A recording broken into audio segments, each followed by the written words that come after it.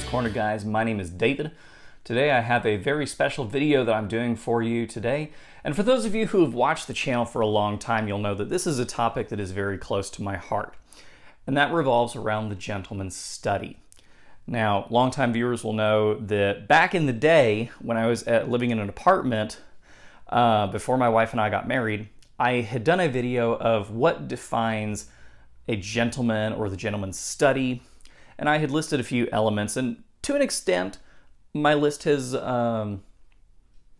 evolved a little bit. So today I'm talking about how to build a gentleman's study, and it's really just the basics on the cheap. Typically, I try to, with these kinds of videos, stay under the $500 mark grand total. Today, I want to say I am going to go a little bit over that, but not by much.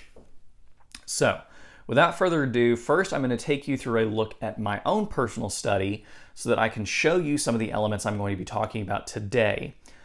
The elements that I consider quintessential to a gentleman's study are a desk and chair, bookcases, and a fireplace. And I'm going to show you how to incorporate each of those into your room on the cheap. So without further ado, let's take a look at the study that's around me. So as we come through the door here, you can immediately see that my office has a rather cohesive look.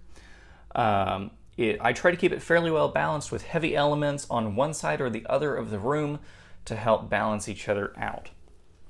Now, as I said, the important elements that I have incorporated into my gentleman's study are a good desk and chair. Again, I do use this as a home office, and so I feel that this was an important item in my room. Now, I also have matched bookcases. And then the heart of any gentleman's study, a small fireplace. And above that, I have chosen to hang a couple of paintings and some candles. And then I have a very large leather armchair that I use with a matching footstool to use when I'm reading in the evenings. And then behind that, I've got just some random decorations. And my bookcases are filled with all sorts of things, including books, knickknacks, and all sorts of things just to help flesh them out. So this is the room that I have chosen to create based on my own personal tastes, but still incorporating the traditional elements of what defines a gentleman's study. So without further ado, let's take a look at the laundry list of items and what each of them cost. So now that we have had a chance to take a look at my study, let me just take you through some of the items that are in it so that you can see some of the prices that you're working with. Today I'm using one of my cross fountain pens to check off my checklist. So the desk that I am sitting at, and you'll see a little image of it here up in the corner, is the Real Space Magellan Manager's desk in a cherry finish from Office Depot. It has a leather top and several drawers for me to keep all of my bits and pieces in. Now, this desk retails for $279 regular, but it's usually on sale, and right now it's on sale for $199. So that brings us into already a pretty good start. The office chair that I'm sitting in, I was actually not able to locate the original ad for it. But office chairs are also a very personal piece, and it's a lot really to do with how do you sit in it? Do you feel like you fit in it? Does it support you in all the right places? And so office chairs can range from $100 up to $600, just depending on the brand of chair that you're using and the kind of fit that you're looking for, as well as the material that it's made out of. So that can be anywhere from $100 to $600. I'm going to not factor that into our cost just yet because it's an unknown.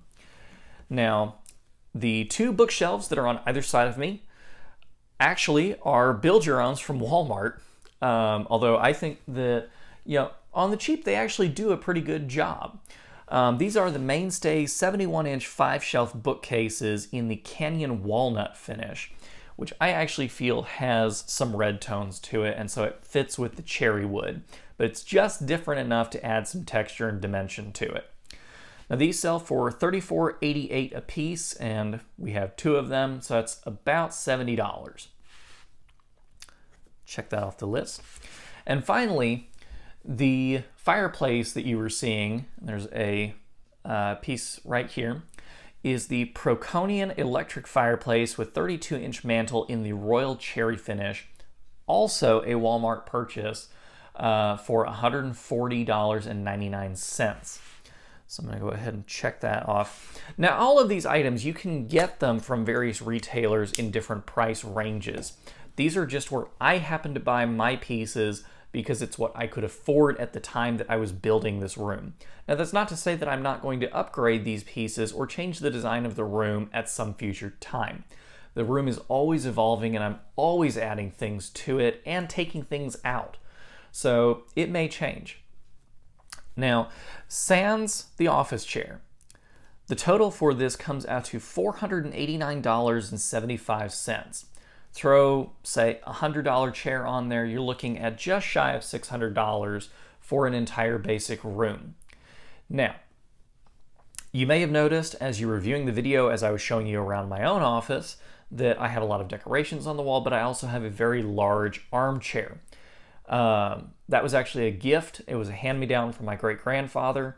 And so I'm using this as an example to show you that there are ways of getting things that you can put in these kinds of rooms where you can do it cheaply, cost-effectively, whatever you want to call it, and still come out looking very nice.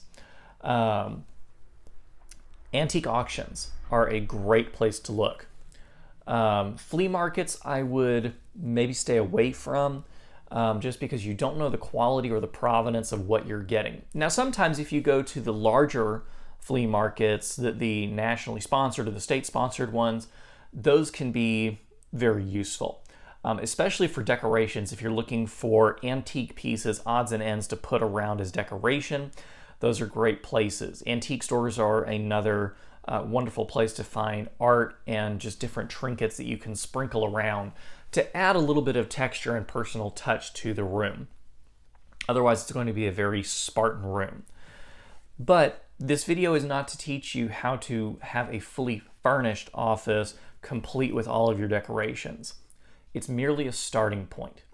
Everything that you decide to put in from this point forward is entirely up to you. It's all personal taste and it's all personal touch. And that's what a gentleman's study should be.